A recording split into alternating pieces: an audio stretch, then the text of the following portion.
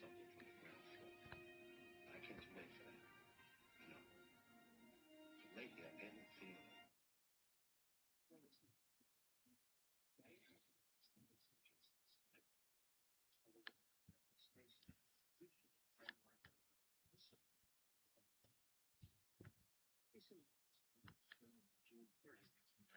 And lived in Gresham, Oregon. This is 16 miles east of Portland.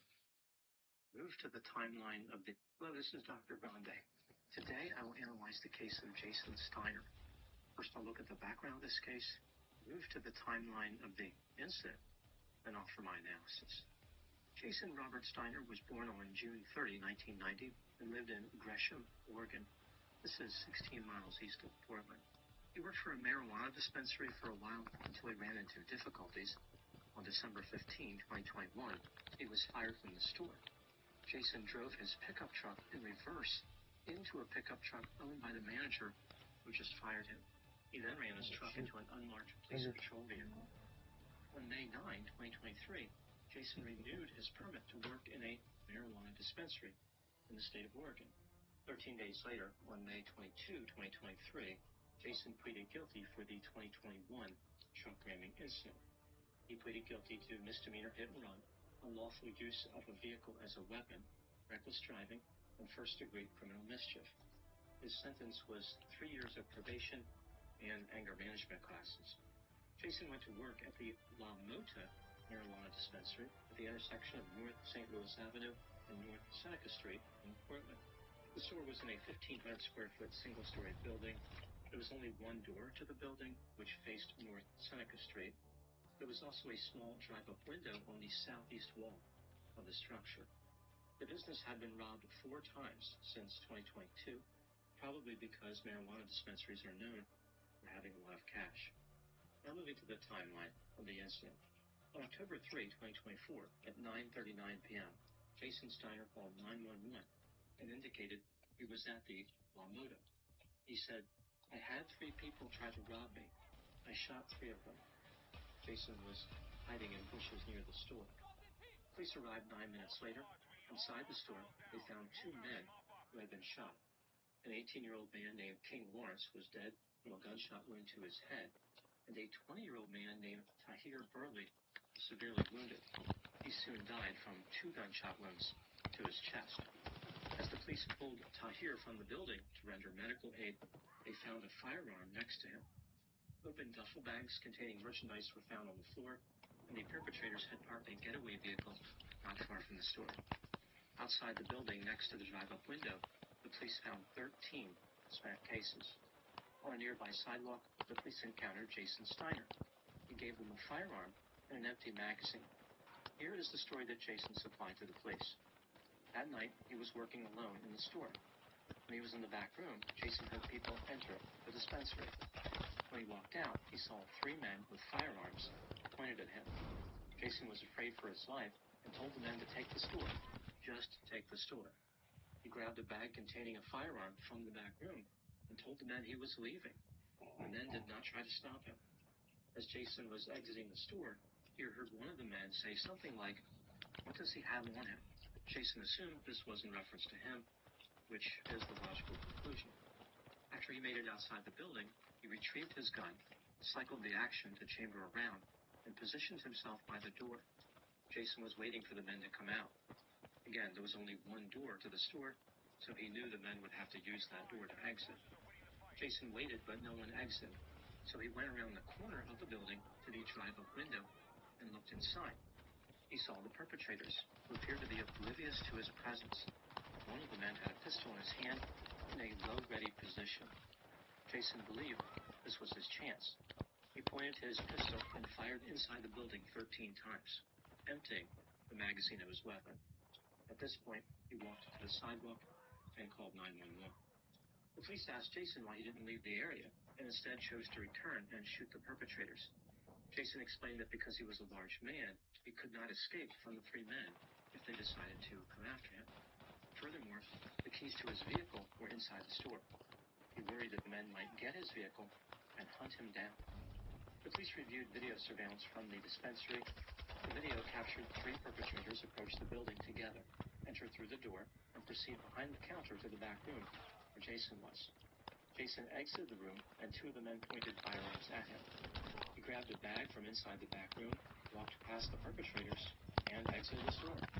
Once outside the store, Jason walked toward North St. Louis Avenue, around the corner of the store, and went out of view of the door. He was on the sidewalk next to North St. Louis Avenue. Two of the perpetrators started loading duffel bags with merchandise, while the third perpetrator watched through the cracked door as Jason walked away. Once Jason went around the corner of the building, the third perpetrator closed the door and joined the other two, loading merchandise into duffel bags. Jason could be seen retrieving his pistol and chambering a round. He walked back toward the door of the building. However, he did not stop at the door, as he had told the police.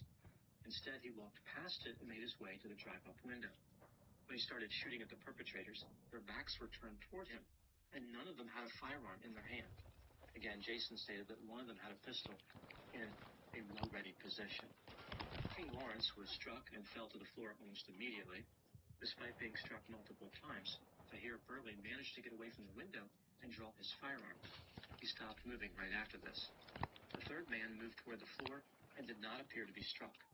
He hid momentarily before running out of the building. None of the perpetrators managed to return fire. The police believe that the third man took a firearm with him, and, as I mentioned, one was found next to Tahir. So, in total, the perpetrators had two firearms. The police believe that even though Jason had been victimized by armed robbers, his actions did not qualify as self-defense. Jason Steiner was arrested and charged with 2 counts of first-degree murder, 1 count of attempted murder, and 3 counts of unlawful use of a weapon. In June 2025, police were finally able to identify the third perpetrator as a 21-year-old man named Jaylon Hudson. He was shot to death on July 20, 2025 on North Newman Avenue in Portland. It appears as though that case has not been solved. Jason Steiner went to trial in the fall of 2025. The state argued that Jason should have retreated instead of attacking the armed robbers. Jason's defense argued that he was in imminent danger the entire time. He was not safe just because he was outside the store. On October 10, 2025, Jason Steiner was found not guilty of all charges. Now moving to my analysis. Jason Steiner maintains his innocence, and as I mentioned, he was found not guilty. His supporters argued that Jason never should have been tried in the first place. He was clearly acting in self-defense. The 3 perpetrators brought the situation on themselves. They were the ones who threatened Jason's life. They were the aggressors. They knew they were committing felonies, and they knew they could be killed as a result. Being an armed robber is a dangerous business. The state, of course, disagrees. They maintain that Jason could have easily made it to safety. There was no reason to re-engage with the armed robbers. This brings me to the question, was Jason guilty of murder, or did the jury make the right decision when they found him not guilty? Let's take a look at the evidence both for and against the idea that he was guilty, starting with the inculpatory factors. Jason was on probation at the time of the killings for the 2021 incident involving him ramming a truck with his truck. His behavior at that time was consistent with having an anger problem. There is no question that Jason was the victim of a violent crime on the night of the killings in October 2024. But when he exited the store, one could argue he was no longer in imminent danger. The sidewalk next to North St. Louis Avenue is about 40 feet from the door of the marijuana dispensary. From Jason's point of view, they were still a threat. Prosecutors unwisely decided to charge Jason, perhaps as part of the mission to protect the perpetrators of violent crime. They wanted to send a message that armed robbers would be dealt with compassionately in the state of Oregon. The jury rightly rejected the state's ridiculous argument and acquitted Jason of all charges. Now moving to my final thoughts. In addition to the state of Oregon, there have been quite a few people who vigorously advocated for the 2 criminals who were killed in this case. They argue that armed citizens create an environment where criminals can't even rob a store without risking their lives. This somehow seems unfair to them, like the perpetrators should be guaranteed safety while committing violent felonies. One idea behind this argument is that the offenders in this case, the 2 who were killed and the one who was killed later, were getting ready to turn their lives around. Their supporters would have people believe that as these guys were stuffing bags full of marijuana during the robbery, They were contemplating the philosophical concepts of remorse, rehabilitation, and redemption. They could have been having thoughts like, we should not be doing this anymore. These armed robberies are terribly insensitive. We are damaging the community.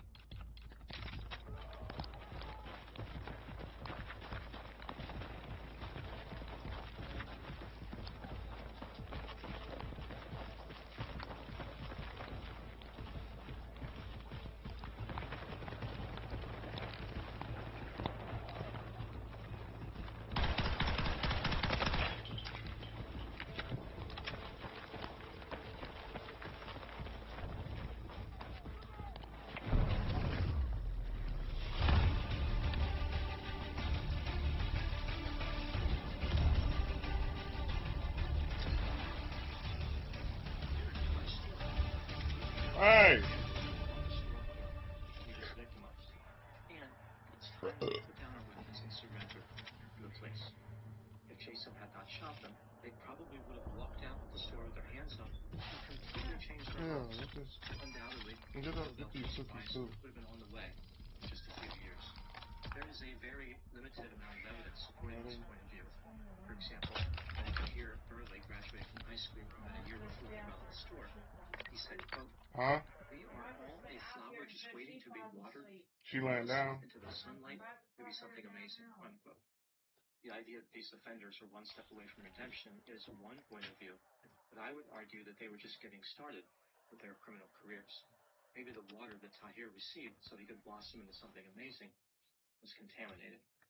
When Jason killed him and his conspirator King, he probably prevented innocent people from being hurt or killed in the future. Even so, it is worth noting that Jason acted unwisely. He should have let the police handle the situation. It is possible that the young offenders could have turned their lives around. If the state of Oregon is serious about promoting the goal.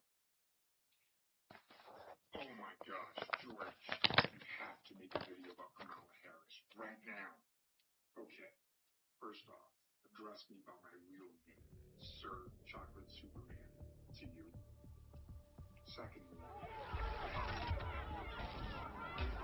Why would I need to make a video about it? Yeah, I know she hasn't been seen outside her house since Trump was in charge. Move out, mop up. She's really going to do it. Okay, so there's nothing to talk about. She's lying to people. Prepare my studio.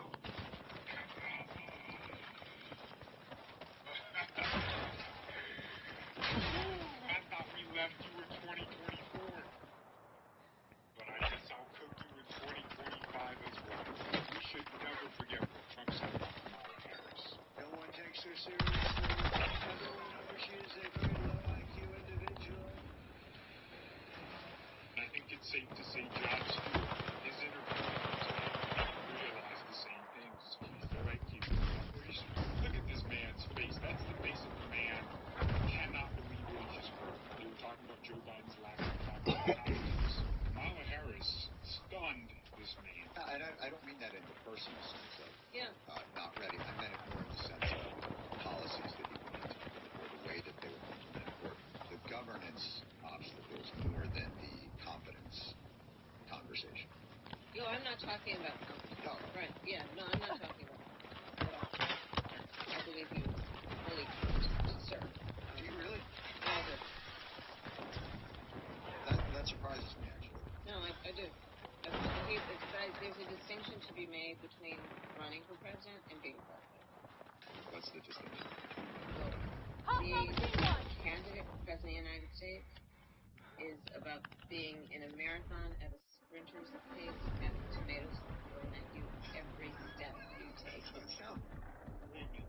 You didn't get arrested, have your assets confiscated, get thrown in court like 50 billion times. In fact, you had it laid out for you. You didn't have to campaign in the primary where 50 vicious people were coming for your neck. You didn't have to try at all. It was given to you. You had billions of dollars from the oligarchs already guaranteed for you. You were handed the grassroots organizations without even having to try. You are literally a DEI candidate. You did not earn it. You're talking about tomatoes thrown at you? The hardest thing you had to do was come up with new accents. She'd be in front of a Jamaican audience.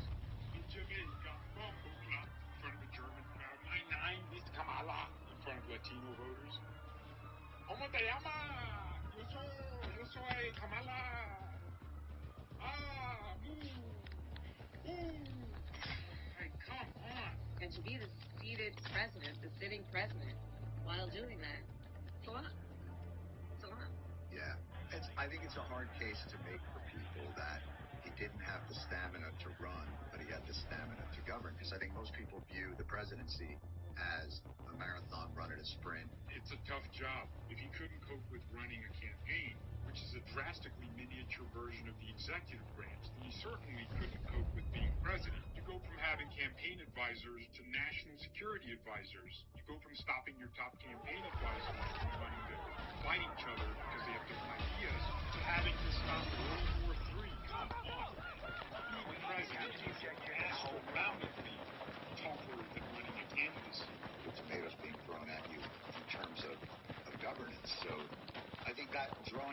conclusion. And again, I recognize the incredibly difficult place you are in with them, with personal relationships. I've been surprised at how much people talk about loyalty.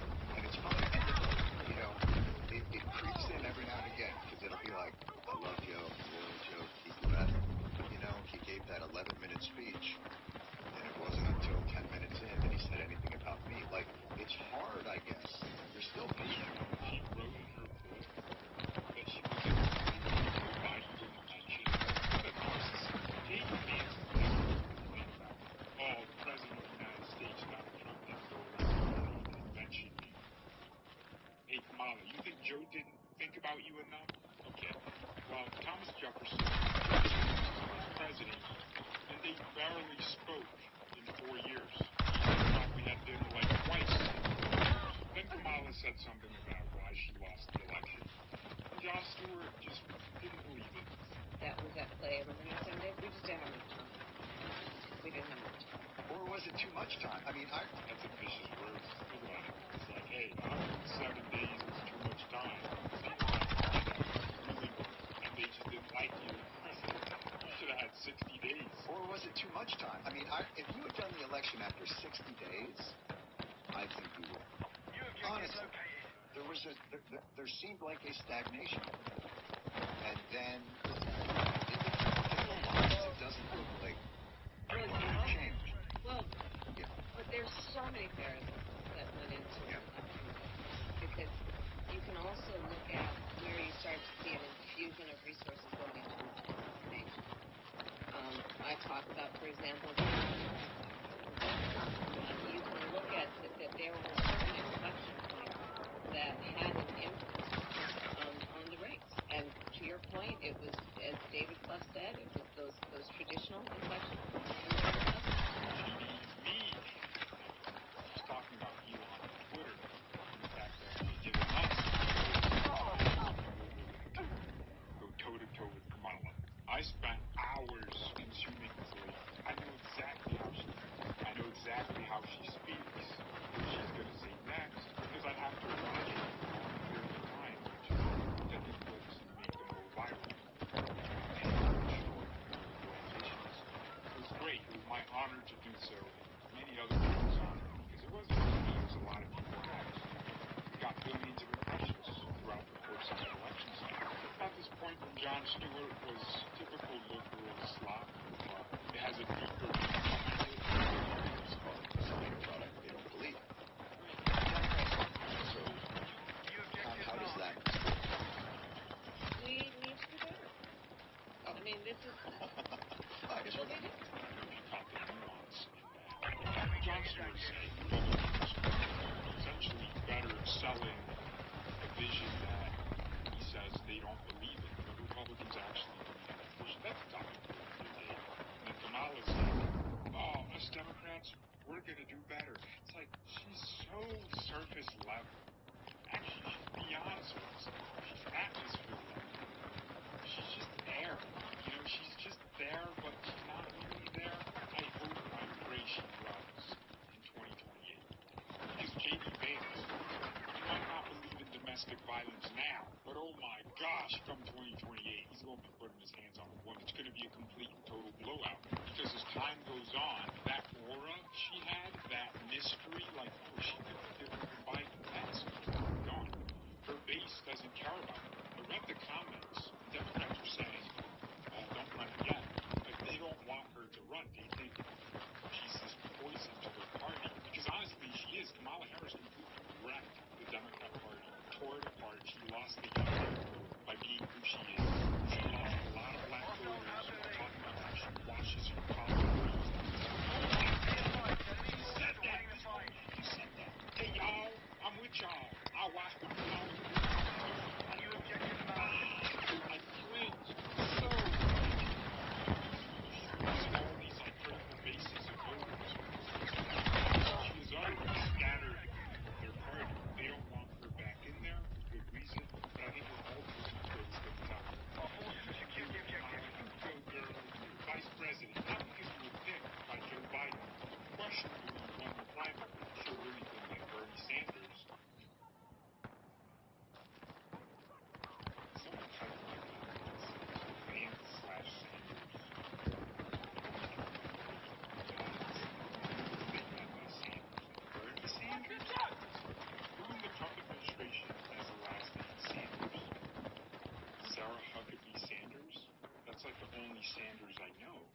that's associated. Which of those Sanders people? I gotta find this out. Okay, Google. The Trump administration has the last name.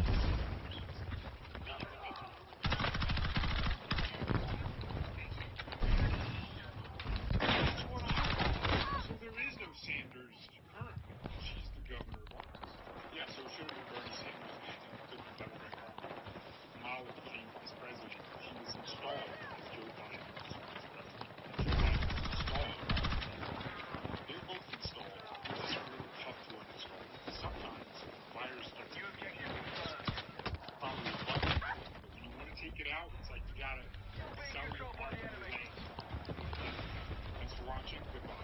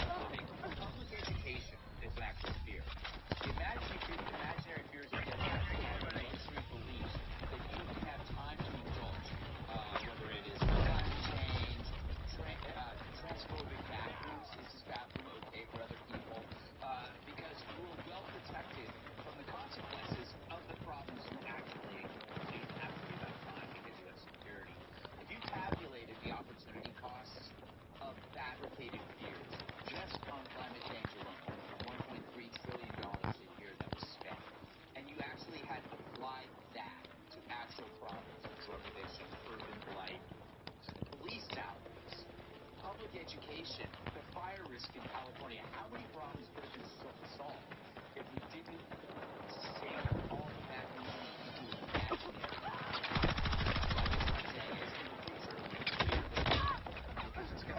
Oh. Well, New Yorkers don't fear the fear. They're elected socialist who's going to exponentially make all these problems much, much worse. Well said, Greg. So we're on day 30. Yes. We're on day 31 of the shutdown, Joey. And if it's not lifted by Thanksgiving, is it going to lift ever? And what will it take to get us out of this chaos? Well, some Democrat was on yesterday. Is like, yeah, I think Veterans Day is the no later. Where do these days come from? It was when the premiums come out, around 1st of November was going to be the no later than day. Now it's Veterans Day. This is what I'll tell you. Part of this segment is the idea that Trump was floating the ending the filibuster, the nuclear option. Vance was speaking with Eric Kirk, and he was asked about reporting the and the question was, do you support doing this knowing that the next president might be impacted as well? And Vance said, don't not do something you need to do and fear that the Democrats might do it next, because they've already done it. And we talk about the filibuster, for example. It was Harry Reid in 2013 that brought in the nuclear option for presidential confirmation. So now Republicans move it forward for judicial or for the Supreme Court. So this old statesman way of governing is a bygone era. It's gone. It's not here anymore. It might have died with the old statesmen, but it's not here anymore. We have to come to terms with that. We can miss it, long for it, but it's like missing your grandparents' house. It doesn't exist anymore. Even if the house does, they don't. That's not how we're governed now. This may change again one day, but it's not how we're governed now. We're not having to split by the numbers by the issues. I don't like it. I don't necessarily advocate for ending the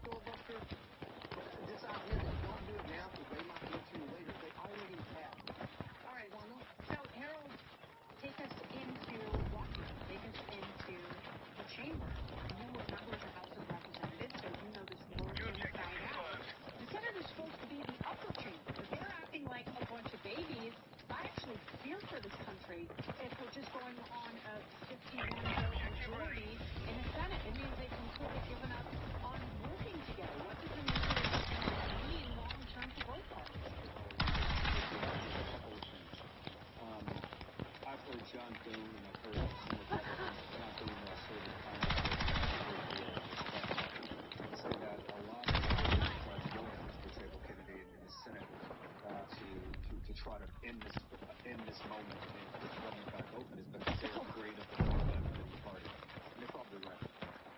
I think the fact that John Thune, who I think is a deal maker in the White House, and the reason they can't sit down with the Democrats is because President Trump doesn't. Number two, to Joey's point, which ties into yours, we may have left this era where we want some sort of statesmanship or we want government to work in some way. I hope they don't end up like this.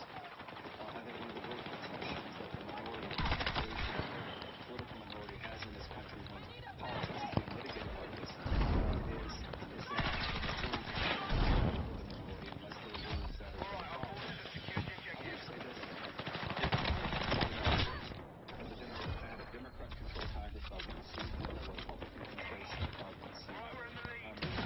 I think it behooves a leader of the country when we have this kind of silly, immature politics happening on both sides. And we can now blame Democrats for the sake of the here's why we have to do this.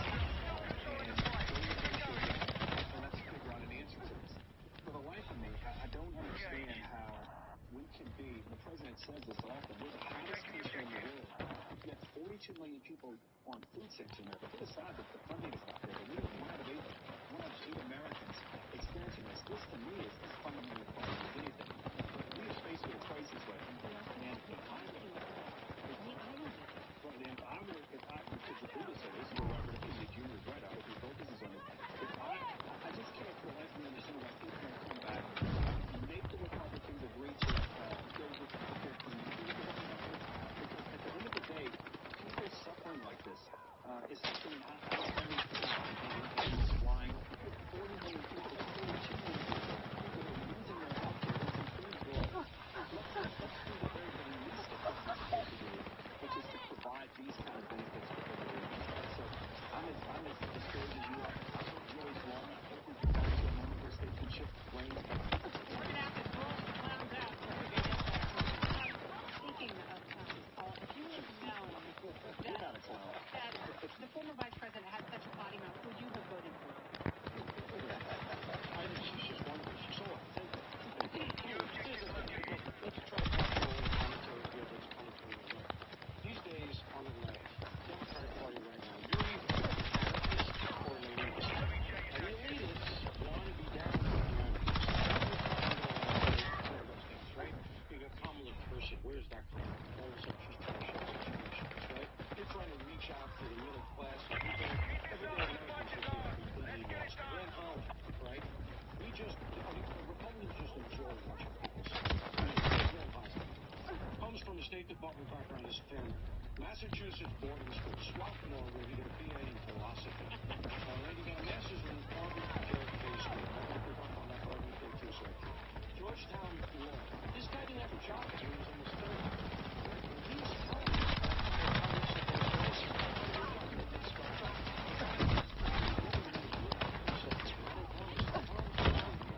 bottom line is this, if you notice, the narrative has changed. Because we want to get rid of government or get rid of health care from our middle class.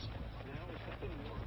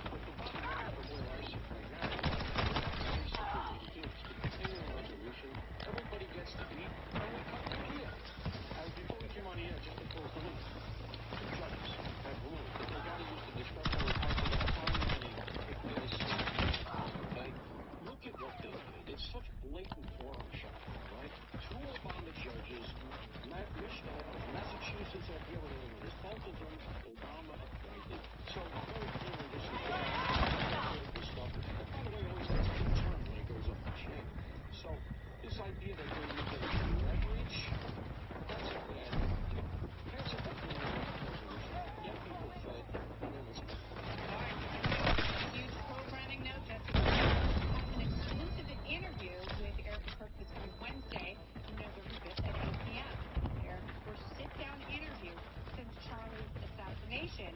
Click here to subscribe to the Fox News YouTube page and catch up on the interviews and this profound analysis. You won't get it anywhere else.